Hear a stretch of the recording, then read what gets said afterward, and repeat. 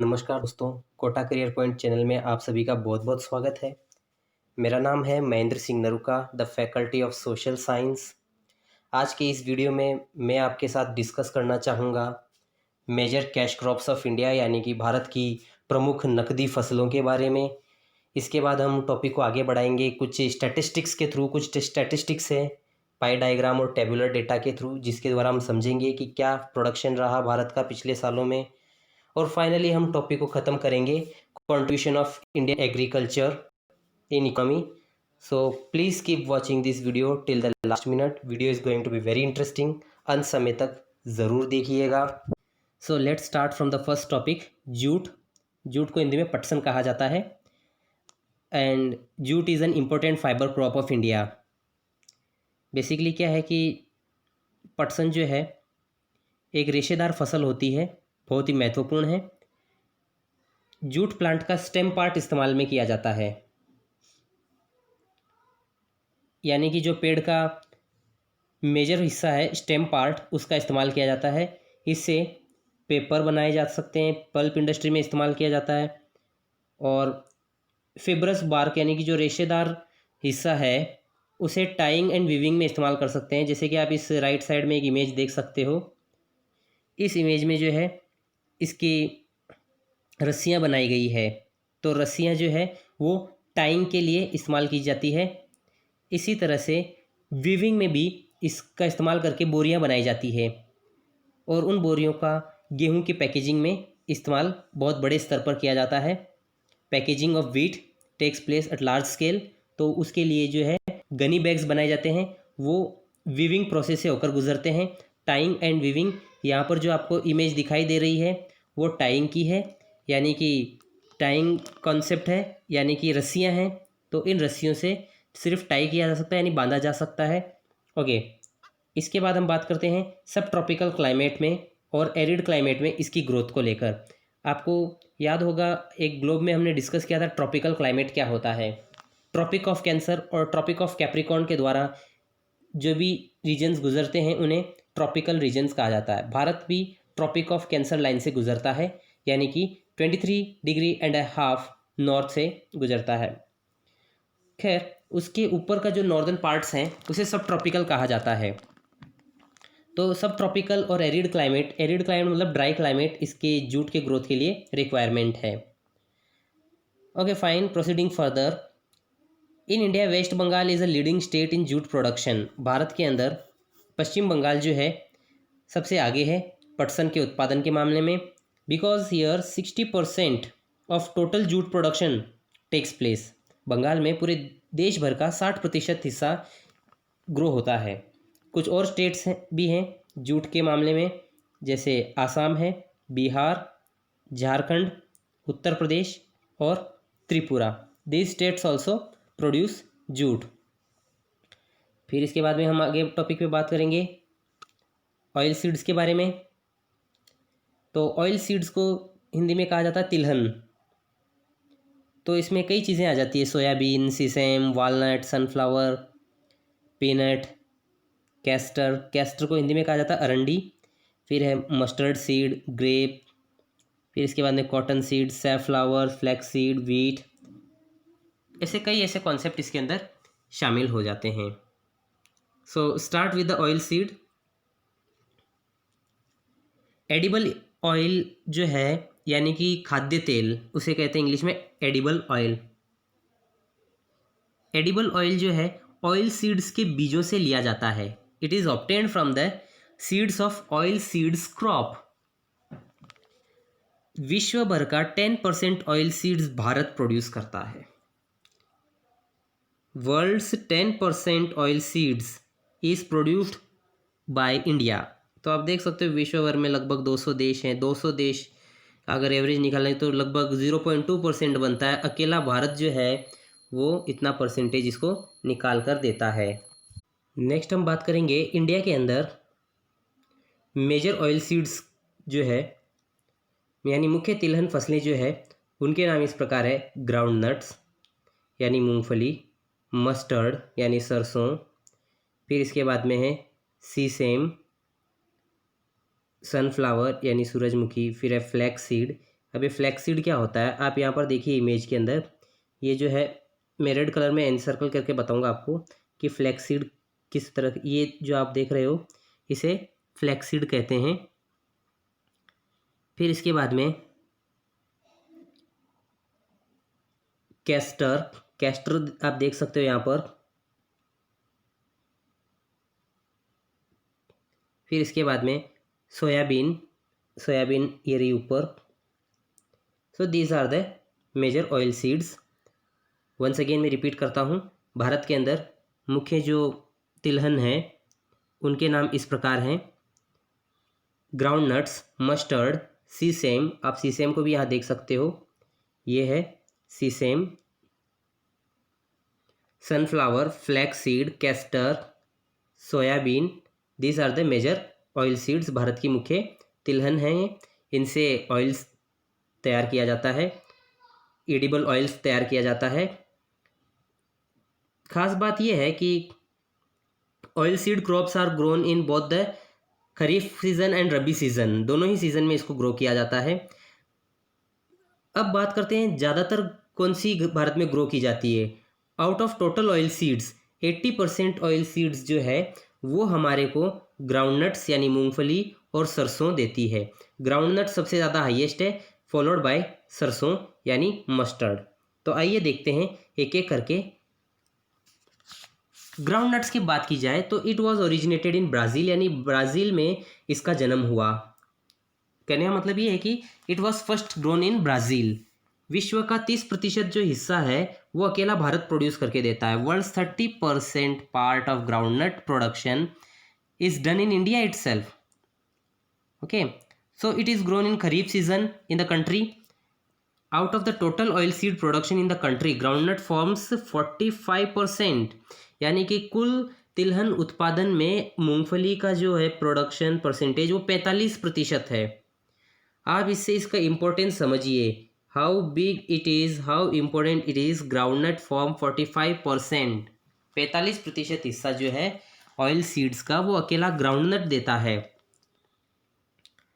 Okay, 85% of total groundnut production in India is done इन, यानी 85% तिलहन का उत्पादन इन राज्यों में होता है। नाम इस प्रकार है: गुजरात लार्जेस्ट है, आंध्र प्रदेश सेकेंड लार्जेस्ट है, ये डिसेंडिंग ऑर्डर में है इनके नाम, Tamil Nadu, Maharashtra, finally Karnataka.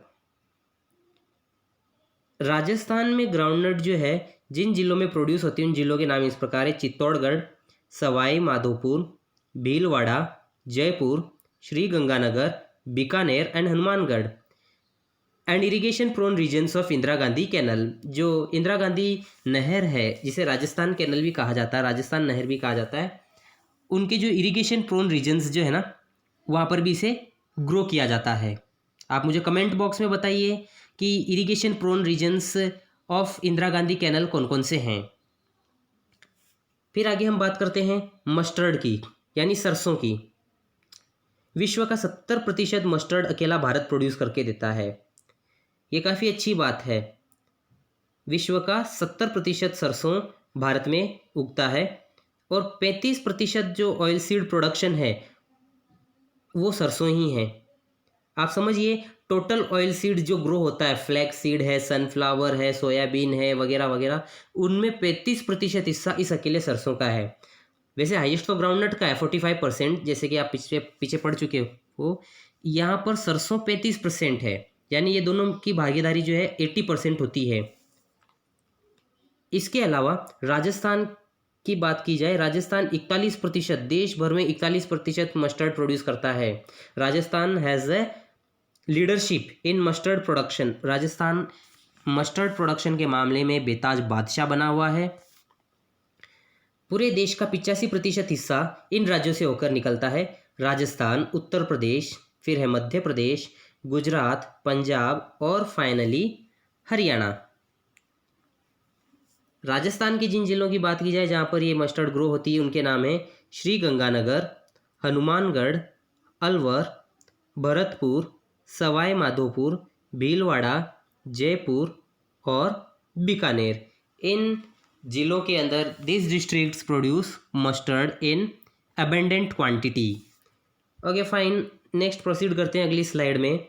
Other oil seed crops, अन्य तिलहन फसलें।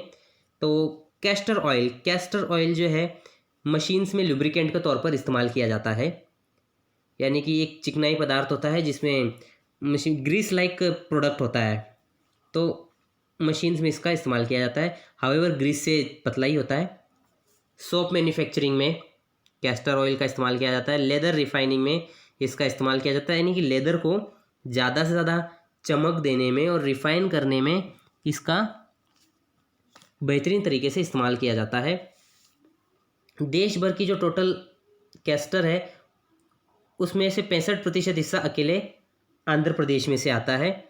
इसके अलावा कुछ और भी स्टेट्स हैं जो प्रोड्यूस करते हैं, for example Gujarat, Karnataka and Orissa, Tamil Nadu, Madhya Pradesh वगैरह है। आगे हम बात करते हैं सोयाबीन की। सोयाबीन काफ़ी एडिबल ऑयल है, ज़्यादातर घरों में पाया जाता है। Soybean is produced in Madhya Pradesh. कहने का अर्थ ये है कि मध्य प्रदेश, महाराष्ट्र, राजस्थान ये टॉप राज्य हैं जहाँ पर सोयाबीन प्रोड्यूस होता है। ऑलमोस्ट पूरे भारत का 70% हिस्सा are produced by this states, Madhya Pradesh, Maharashtra and Rajasthan. Is that clear? तो ये टॉपिक यहाँ पर एंड होता है। आगे हम कुछ स्टैटिस्टिक्स की बात करेंगे, ग्राफिकल। ये यहाँ पर एक पाई डायग्राम आप देख सकते हैं। तो 2009-10 के स्टैटिस्टिक्स हैं विभिन्न फसलों के प्रोडक्शन को लेकर।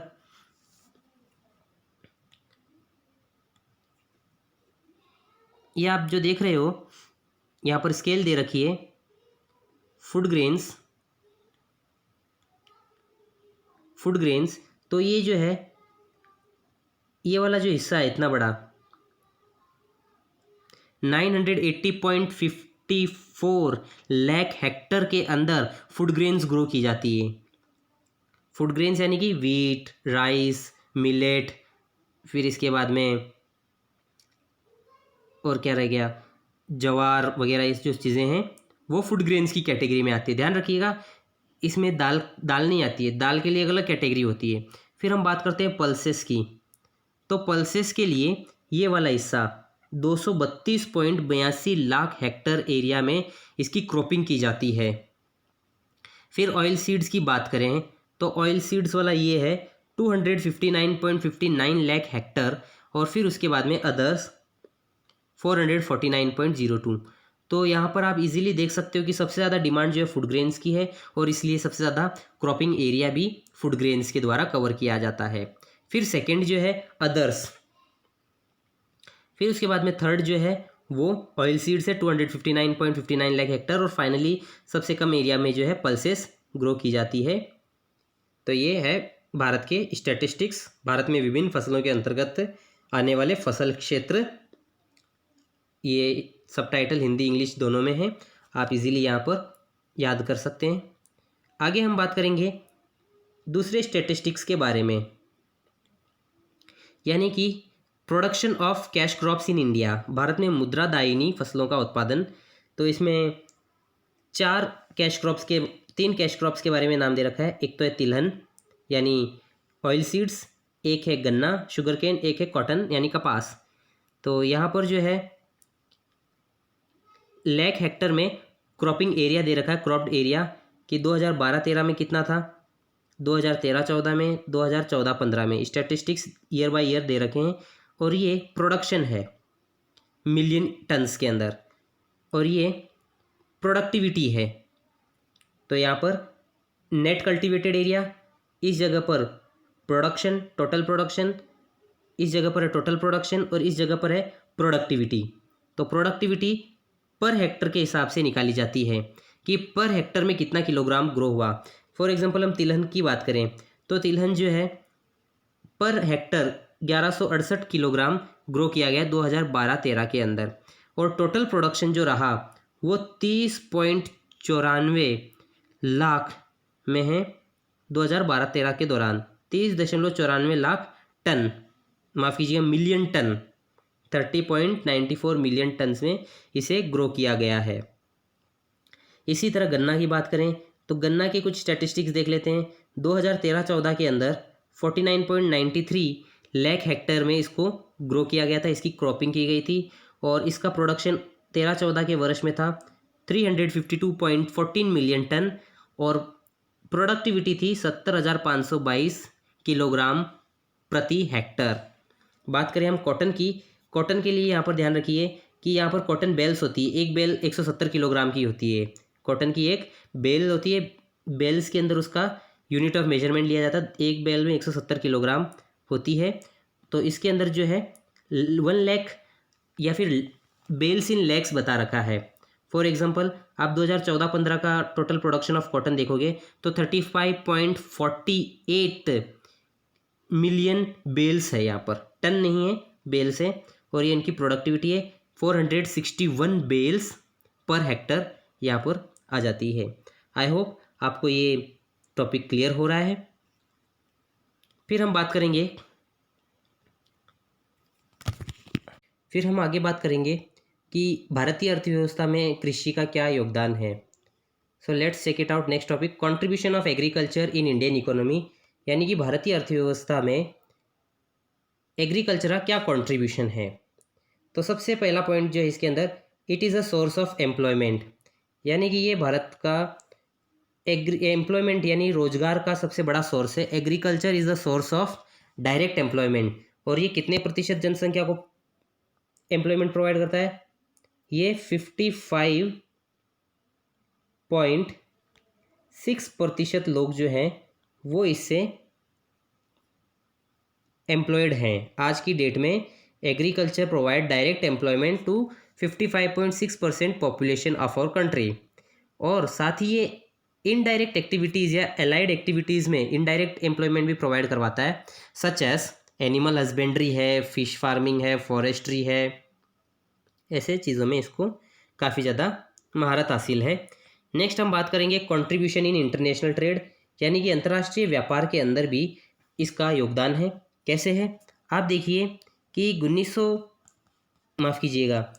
एक्सपोर्ट के मामले में इंटरनेशनल ट्रेड क्या होता है, एक्सपोर्ट इंपोर्ट ही होता है। तो एक्सपोर्ट जो है वो 2.07% रहा है और इंपोर्ट जो रहा है 1.24% रहा है।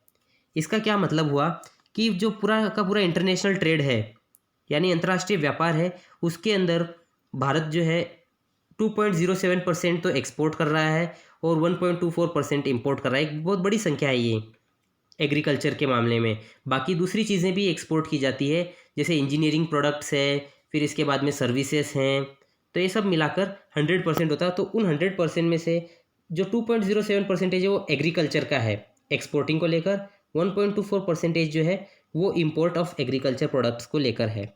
Is that clear? So export के व्यू पॉइंट से इंडिया जो है 10th रैंक पे आता है। India stands 10th rank in exports of agricultural goods. और ख़ास बात यह है कि ये 4th बिगेस्ट सेक्टर है भारतीय एक्सपोर्ट का। This is the 4th biggest sector of Indian export. क्या क्या चीज़ें हम एक्सपोर्ट करते हैं, नाम उनके इस प्रकार है, टी है, शुगर, ऑयल सीड्स, टोबैको, मसाले एट्सेट्रा आर एक्सपोर्टेड, यानी कि चाय, चीनी, तिलहन, तंबाकू, मसाले, ये सब चीज़ें हम एक्सपोर्ट करते हैं। इंपोर्टिंग की बात की जाए तो जूट है, कॉटन क्लॉथ्स है, पोल्ट्री है, ये सब चीज़ें हम इंपोर्ट करते हैं। Is that clear? फिर इसके बाद में हम बात करते हैं contribution in GDP, gross domestic product के अंदर इसका योगदान। तो आप यहाँ पर कुछ स्टैटिस्टिक्स देखोगे कि इन 1951 एग्रीकल्चर का कंट्रीब्यूशन जीडीपी में था 55.11%। It was such a high percentage. लेकिन ये था 1993-94 के बेस प्राइस पर था। अब ये क्या फंडा है 1993-94 के बेस प्राइसेस पर होना, यानी कि 1993-1994 के जो प्राइसेस थे एग्रीकल्चरल प्रोडक्ट्स के या फिर जीडीपी के, उसके बिहाफ में ये 55.11% था। Once again I am repeat, 1993-94 में जो प्राइसेस थे उस प्राइस के आधार पर 1951 का कंट्रीब्यूशन इन जीडीपी देखा गया तो 55.11% निकला। 1990 के अंदर ये गिरकर हो गया 44.26%। 2007-8 के अंदर ये गिरकर हो गया 17.8% और इसका प्राइस बेसिस बदल दिया गया है 1999 2000, ठीक है। बाकी पिछले 2-3 आंकड़ों के लिए सेम ही रहा, 1993 94।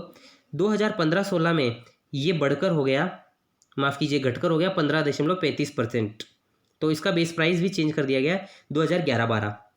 तो आप देख सकते हो कि कंट्रीब्यूशन है जीडीपी के अंदर वो दिन ब दिन घटता जा रहा है। पहले काफ़ी ज़्यादा था, फिर धीरे धीरे कम हुआ, फिर धीरे धीरे कम हुआ। तो आप मुझे कमेंट्स में बताइए कि ये अच्छा है या बुरा है, क्योंकि कुछ लोग कहते हैं कि अगर कोई देश एग्रीकल्चर से दूर हट रहा है तो जाहिर सी बात है वो इंजीनियरिंग में आगे बढ़ रहा है, वो मैनेजमेंट में आगे बढ़ रहा है, वो टर्शियरी सेक्टर में आगे बढ़ रहा है। और भारत के साथ भी कुछ ऐसा ही हो रहा है। तो इसका मतलब क्या है, ये इसका मतलब तो ये हुआ कि ये अच्छा संकेत है।